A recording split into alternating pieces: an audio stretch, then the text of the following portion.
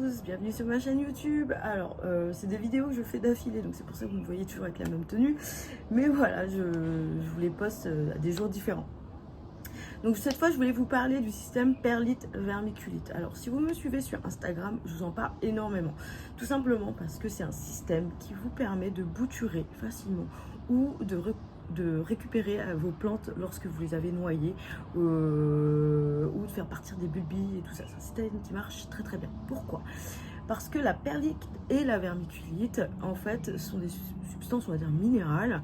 Et du coup, en fait, ça fonctionne par effet de capillarité. La perlite va donner l'oxygénation nécessaire à vos boutures pour qu'elles puissent respirer et ne pas pourrir. Et la vermiculite va apporter l'humidité suffisante. Ce système, c'est moitié-moitié. Donc, c'est-à-dire perlite de moitié, vermiculite de moitié. Et vous gardez toujours un fond d'eau au fond. Un tiers, généralement. Donc, c'est un système en fait qui reproduit un petit peu l'hydropassive. Donc l'hydropassive, vous avez dû en entendre parler. C'est des systèmes en fait où vous avez toujours un petit fond d'eau au fond et ça remonte par capillarité via son substrat. Vous pouvez le faire en billes d'argile, en plomb laitueux. Donc là, on voit plein apparaître tout plein et ça marche très très bien à côté des alocasias. Donc du coup, voilà, ça c'est des systèmes que je recommande vraiment si vous galérez avec vos alocasias en terreau. Donc, vous pouvez passer sur du plomb laitueux ou même avec vos anthuriums. Ça marche super bien et d'enfer. Donc moi, j'utilise aussi pour bouturer. C'est-à-dire qu'il y a beaucoup de plantes que je bouture comme ça, tout simplement parce que c'est beaucoup plus simple et ça vous permet de vous affranchir de la sphaigne, puisque ça reproduit un petit peu le système de sphaigne. Sauf qu'il y a beaucoup de gens qui galèrent un petit peu avec la sphaigne, tout simplement parce que sur l'arrosage, vous n'arrivez pas à la maîtriser, ni sur le temps de séchage, puisque en fait la sphaigne elle retient beaucoup d'eau. Parfois vous n'avez pas les conditions adéquates pour faire sécher cette sphaigne, et donc du coup vous galérez, vous arrivez à noyer vos boutures. Donc c'est pour ça que voilà, alors je sais pas si je l'ai créé moi, moi en tout cas j'en avais jamais entendu parler. Beaucoup bouturés en perlite, d'autres en vermiculite, puis c'était toujours full perlite, full vermiculite. Et moi, j'ai décidé de mélanger les deux. Du coup, effectivement, ça marche d'enfer. C'est surtout vrai pour les alocasias, hein, ça je vous assure, ça marche très très bien. J'ai testé, par exemple, ce syngonium, c'est un syngonium albo variegata, que j'avais défoncé sans le vouloir. Hein. Je voulais le retutorer, puis finalement j'ai pété la tige. Et voilà, c'est ça le système. Donc c'est-à-dire que vous utilisez un pot qui drainant en dessous, donc c'est-à-dire avec un trou. Donc là, il faut vraiment que je le rempote parce que là, il n'en peut plus. Et un autre gobelet avec un tiers de flotte au fond. Et vous les mettez ensemble. Idéalement, ce système, en plus, vous devez l'accompagner d'un effet de serre. Si c'est des boutures, c'est-à-dire que la petite boîte. Alors moi, c'est des boîtes qui sont pas vraiment hermétiques, mais vous, je vous recommande plutôt une boîte hermétique. Ça, c'est des boîtes de transport pour animaux, pour lézards, normalement, tout simplement parce qu'il fait trop chaud. Donc si je la tenais hermétique, ce serait les plantes, elles seraient en train de cramer. Donc je vais vous montrer un petit peu les variétés que je fais pousser dedans. Vous allez voir, voilà, la plupart du temps, c'est des boutures ou des bulbilles que j'ai fait décoller dedans, parce que ça marche très très bien. Donc du coup, là, vous avez par exemple un Frydek, bébé Frydek, avec un Black Velvet. Voilà, c'est des bulbilles hein, que j'ai prélevées d'une plus grosse plante et qui sont poussées en serre. Dans ce genre de perlite vermiculite, toujours le même système. Et ça marche très très bien. Vous avez ce philodendron Strawberry Shake. Donc ça c'est un érubescence en fait vers la panaché. Bon, c'est le Strawberry Shake quoi. Et celui-ci, je l'avais reçu avec 3 pauvres racines et depuis il vit sa plus belle vie dedans. Donc un jour je le basculerai en terreau, mais pour le moment il vit très bien dedans. Donc pour le moment voilà, il est là-dedans, tout ça, il pousse vraiment très très bien. Vous avez un Anthurium maroquinum avec des bébés. Donc ça c'est des petits tronçons que j'ai fait partir. Voilà, eux pareil. Voilà. Et ce qui est facile avec ça, c'est que vous devez juste conserver un tiers d'eau au fond. C'est vraiment super simple en fin de compte. C'est vraiment pas compliqué, hein. C'est vraiment super simple. Si vous avez une eau hyper alcaline, c'est-à-dire avec un pH pas génial, donc là après on en arrive sur les problèmes. Si vous avez une eau qui est super alcaline, donc ça veut dire pas avec un pH acide, puisque vous savez que les plantes elles ont besoin d'un pH un peu plus acide et que là c'est du substrat minéral, donc du coup pH plutôt neutre, vous devez absolument diminuer le pH de la plante. Donc il y en a, ils peuvent utiliser du pH minus qui est destiné pour les aquariums. Vous pouvez la rendre neutre, donc c'est-à-dire l'osmoser plutôt, vous utilisez de l'eau osmosée et tout ça. Mais le pH doit descendre. Donc si vous avez une eau avec 7,5 de pH, c'est pas génial. Sinon, elle va pas absorber les nutriments. Vous n'êtes pas non plus obligé de le faire à mesure où c'est temporaire. Si c'est vraiment très temporaire et que vos boutures elles arrivent à pousser en full eau avec l'eau de votre robinet, il n'y a pas de souci. Moi j'utilise de l'eau filtrée, c'est-à-dire que c'est de l'eau de mon frigo américain que j'utilise. Donc du coup le pH est plutôt neutre, donc du coup je ne me casse pas la tête avec tous les problèmes de pH. Mais en tout cas sachez qu'idéalement il vaut mieux descendre quand même le pH si vous décidez de les garder super longtemps.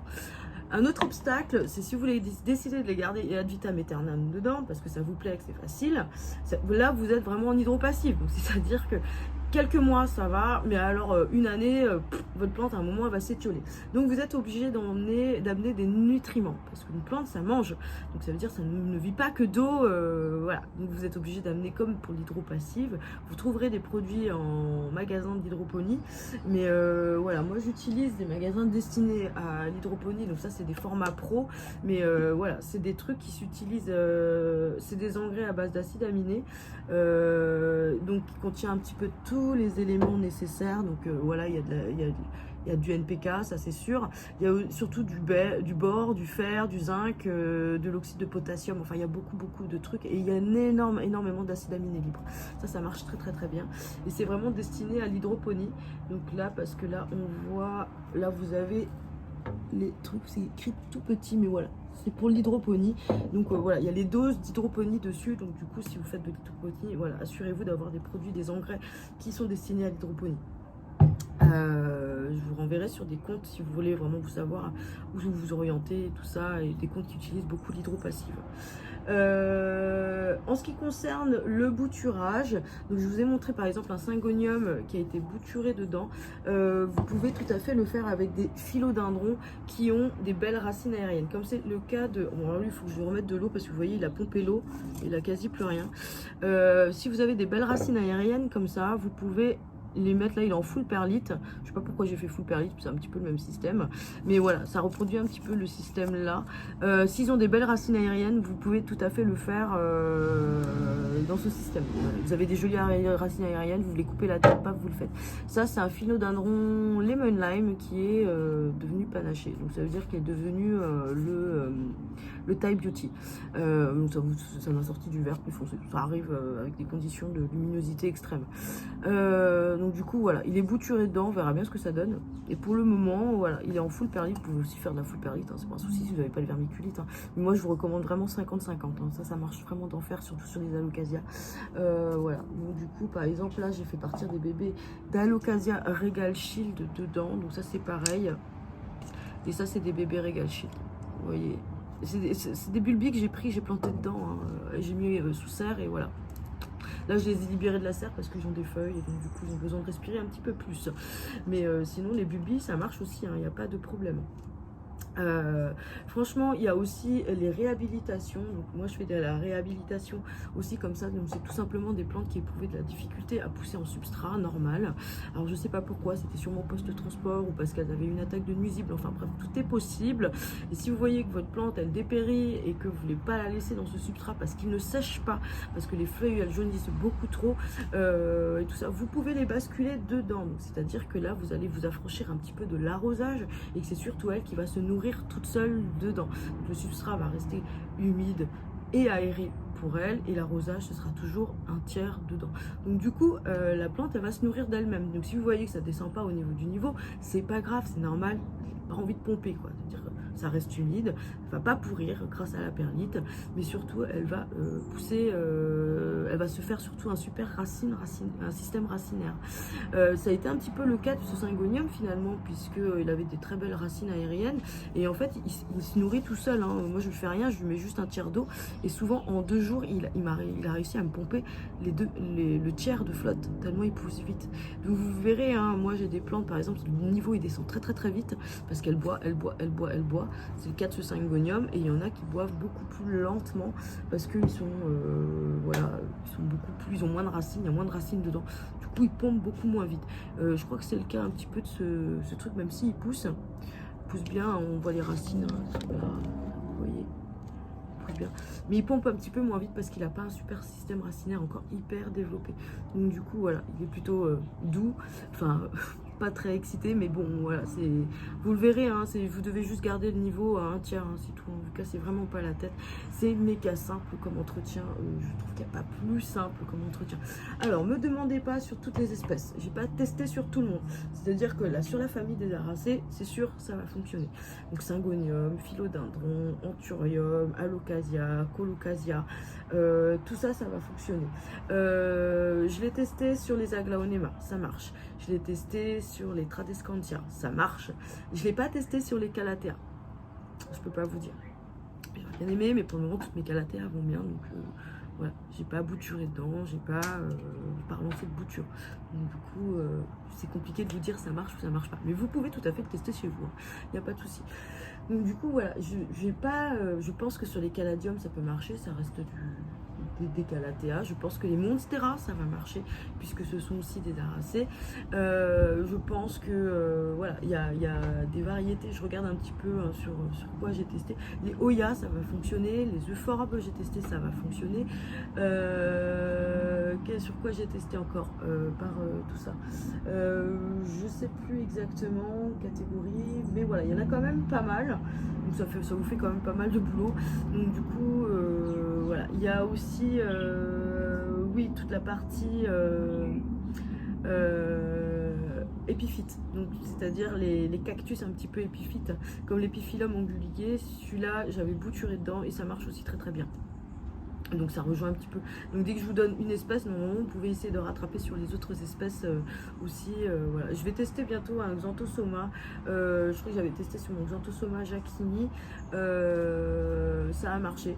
Mais c'est pas non plus le super résultat de ouf. Donc, pour le moment, je suis encore en plein test. Donc je vous en parlerai peut-être un petit peu plus tard sur les Xanthosoma. Donc voilà. Donc ça c'est le bouturage et le sauvetage en vermiculite. Donc tous ceux qui me suivent sur Instagram, si vous voulez des précisions, je vous renverrai sur cette vidéo. Et pour ceux qui découvrent, je vous invite vivement à le tester puisque ça marche vraiment d'enfer. Sur ce, je vous fais des énormes bisous. J'espère que voilà, ça vous aura donné des précisions sur l'utilisation perlite, vermiculite, bouturage et tout ça, puisque certains semblaient perdus dessus, alors que pour moi c'est vraiment le truc le plus simple à faire. Enfin bref, il n'y a pas plus simple, je pense, en substrat et en arrosage.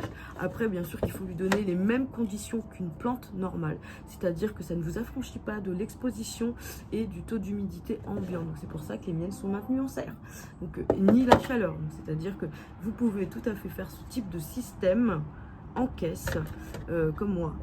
Je vais essayer de ne pas casser les plantes, hein, je les enferme, toujours un petit peu risqué, et le mettre sur le radiateur.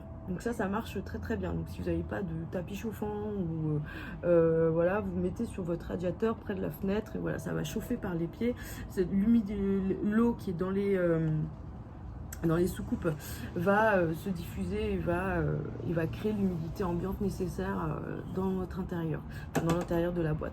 Vous libérez la nuit, ça c'est ce que je fais tout le temps, je libère la nuit parce que sinon voilà, les maladies fongiques c'est pas top. Donc du coup voilà, je libère la nuit, je renferme la journée et voilà. Non, pour moi non, hein, puisque c'est, vous voyez, il y a des ouvertures là. Donc voilà, ça c'est un type de système pour bouturer super simple, easy, méga plus compliqué, moins compliqué, vous mourrez quoi. Enfin, il n'y a pas plus simple quand même. Je ne sais pas comment on peut faire plus simple. Sur ce, je vous quitte réellement là. Je vous fais des énormes bisous et je vous dis à bientôt pour la prochaine vidéo.